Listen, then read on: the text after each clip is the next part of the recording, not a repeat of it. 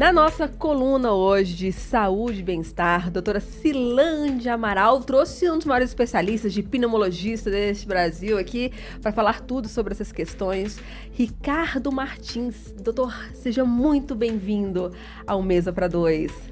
Agradeço muito o convite a você, Bárbara, a você, Silândia, e quero dar uma boa tarde aos seus ouvintes. Boa tarde também, doutora Silândia. Boa tarde a todos, com uma boa respiração.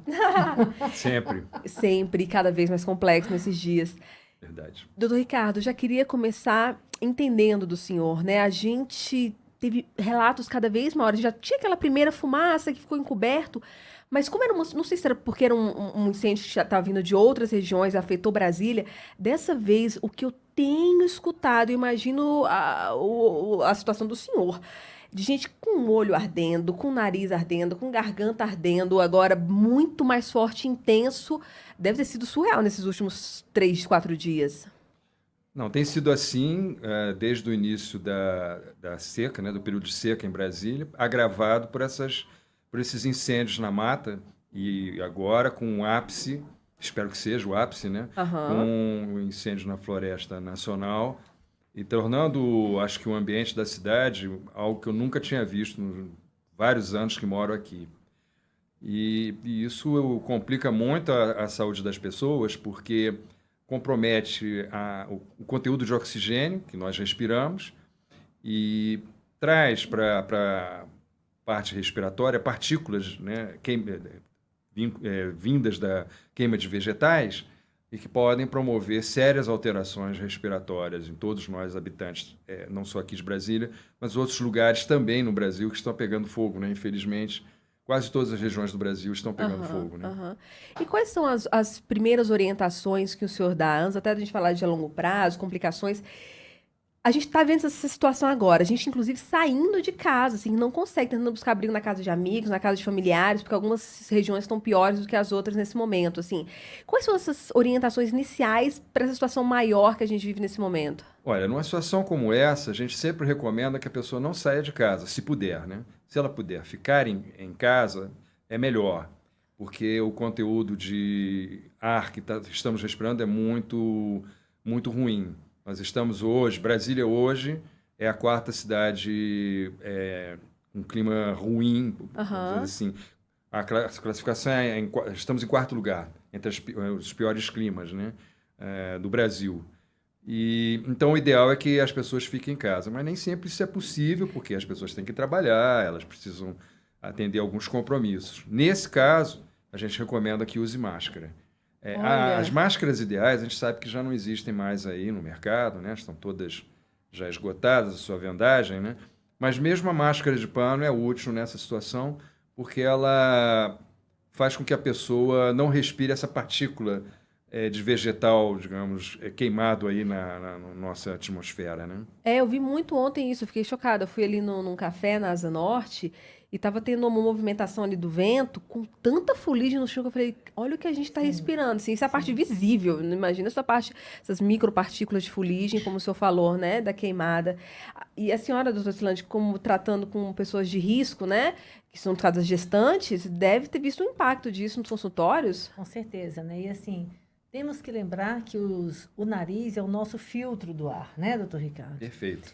E só que ele é um filtro que nem sempre consegue, né, atender a toda essa demanda de um ar que está tão poluído.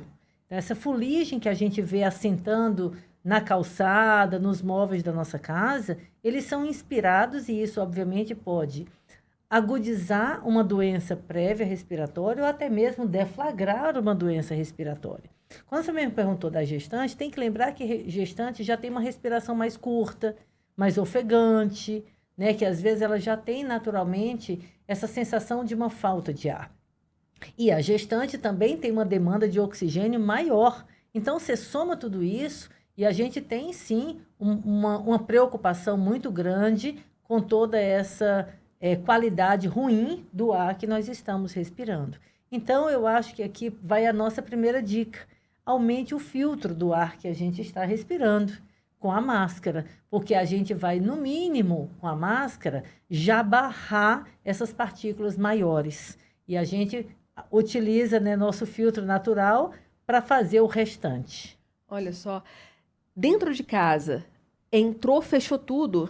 Como é que é, doutor? Assim, você falou assim, se possível, a gente não sai de casa, faça home office, quem puder. A gente viu vários colégios liberando os alunos, né? O trabalho da minha irmã ali, tudo na Zanorte também, os trabalhadores foram liberados, estava insalubre ficar ali dentro. Então, assim, como é que você orienta dentro de casa? Fecha a janela? Que recurso a gente pode usar dentro da nossa casa para amenizar essa sensação? Bem, aí dentro de casa, né, o ideal é fechar portas e janelas e colocar nas frestas panos úmidos. Ah, olha só. E, claro, aumentar aquilo que está em falta, né? Quer dizer, umidificar o ambiente, e aí pode ser o ambiente de casa, né? Que pode ser com toalhas molhadas e bacias d'água. Só que, assim, atenção com bacia d'água, com os acidentes domésticos. Então, Nossa. colocar as bacias em lugares onde as pessoas deixam de esbarrar, vamos dizer assim, nesses objetos. As toalhas podem ficar próximas, né, nas cabeceiras de cama, ou mesmo ali nas cadeiras, né? E beber bastante líquido, né? E o líquido não precisa ser só água, pode ser suco de frutas naturais e a própria água de coco, né? Também é muito útil para esse período do ano. Além disso, alimentação saudável, né? Verduras, legumes, frutas, tem muito líquido, né? Vitaminas e sais minerais, vão nos ajudar bastante a enfrentar essa dificuldade aí. E claro, está quente, né? Então a pessoa naturalmente liga o ar-condicionado. O ideal é deixar numa temperatura que gere menos impacto em termos de roubar umidade do ambiente. Seria então em torno de 22 graus, no máximo 21 graus, deixar o Olha, ar-condicionado. Ou que seja, dica usar bacana. ar-condicionado tem que potencializar a hidratação do ambiente, né? Sem dúvida. Com umidificador. Muita gente critica o umidificador, não há problema nenhum. É um equipamento útil como outros que a gente usa em casa. Apenas tem que ter os cuidados com relação à sua manutenção, que seria a troca de água diariamente e a limpeza do equipamento também diariamente. É assim como do ar-condicionado. Gente, eu sou o que o doutor Ricardo falou agora, eu sou realmente a prova viva.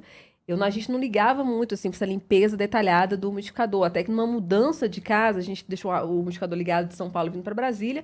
Quando a gente foi pegar e viu a quantidade de mofo, de fungo que tinha.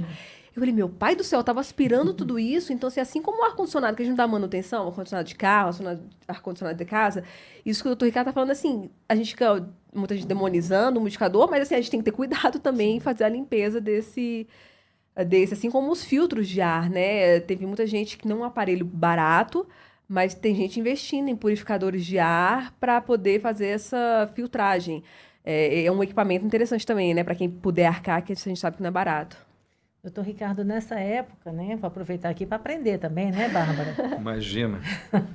Nessa época, a gente vê muito mais número de pessoas com manifestações de alergia respiratória, né?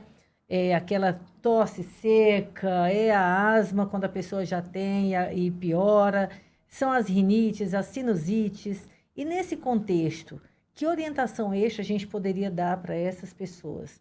O soro fisiológico nasal, a hidratação das vias respiratórias, o que mais que a gente poderia pensar nisso?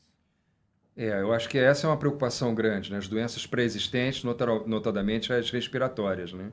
Ou seja, pessoas que já têm a doença previamente e podem ter agravado a sua doença com o conteúdo de ar que estamos respirando. Então entram aí os quadros de asma, entram aí os quadros de bronquite, enfisema, podem agravar-se nesse tipo de situação. E também entram aí as doenças cardiovasculares. Uou! A gente tem aí algumas pessoas que têm procurado o pronto-socorro com dor precordial, às vezes até infarto agudo do miocárdio, em virtude dessa situação. Você tem uma redução do teor de oxigênio respirado, e aí isso pode comprometer um órgão que precisa muito de oxigênio, como vários órgãos do organismo, mas o coração como primordial. Então, é importante atentar para essa situação e um primeiro conselho é evitar a automedicação.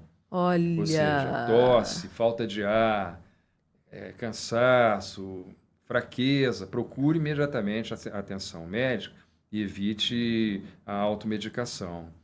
No caso da pessoa que já sabe que tem a doença, reforçar o tratamento, né? Procurar o seu médico para reforçar o tratamento. E isso vai dar condições de suportar esse tipo de situação aí que estamos enfrentando no momento, não só aqui em Brasília, como no Brasil, né? Não, tão importante você falar isso. A Isa Garcia, a gente tem uma colunista aqui que dá dicas para quem tem bebês, crianças e adolescentes. E ela falou exatamente isso com a filha dela, que ela estava com uma tosse, aí foi automedicando, remédio para tosse, que a gente acha na farmácia, ou qualquer lugar. Quando foi ver, estava com bronquiolite, assim, já se agravando esse caso de bronquiolite e assim, e demorou para ir por conta disso. Diz que a máscara acha que não é nada, né? E pode agravar para uma situação ainda pior. A tosse é um dos sinais que foram até Tosse chamou a seca. atenção aí a doutora Silândia, é um dos sinais de alarme, né? E deve ser encarado como algo importante e não buscar medidas paliativas. Tosse é sinal de que o sistema respiratório está com algum tipo de comprometimento e deve ser investigado. Que maravilha. Que interessante. Olha, eu agradeço demais, doutor Ricardo, por todas essas orientações, porque a gente fica um pouco angustiado, né? Quem tem criança, quem tem uma pessoa mais velha na família, nessa situação, vendo toda essa fumaça entrando dentro de casa, a gente fica monitorando e precisa ter essa série de cuidados, essa série de orientações que o senhor passou, tanto antes de ter algum problema, mas caso apresente esses sintomas, eu acho que principalmente para quem tem pessoas em situação de risco, né? Que eu acho que a gente fica monitorando aqui, tava lá, não saudável para pessoas sensíveis, que é o grupo de risco que vocês devem atuar muito, receber muita gente, né, doutora? Com certeza. Doutor Ricardo, muito obrigada por todos os seus ensinamentos, pela sua presença aqui, foi muito bom. Agradeço muito o convite, é uma honra estar aqui numa emissora que eu sou ouvinte, né? Há muitos anos e estou aqui participando, contribuindo de alguma forma com os meus conhecimentos. Parcos, mas pelo menos espero que ajude aí ao ouvinte a suportar essa situação. Apenas 2 dicas finais, né? Evitar exercícios nessa época do ano, tá? Muita gente gosta de fazer exercício, eu sou um deles. Evitar fazer ao ar livre, porque as condições ambientais não são boas, então o exercício vai fazer mais mal do que bem. Então, se quiser fazer exercício, procure fazer em ambientes fechados, de preferência que tenham uma boa qualidade do ar, né? E cuidado com crianças e idosos, são os que mais se comprometem nessa época do ano. A gente falou muito das doenças pré-existentes, mas crianças e idosos, crianças abaixo de 5 anos, pessoas acima de 60 anos, tem que ter muito cuidado nessa época do ano, caprichar na hidratação, numa alimentação saudável.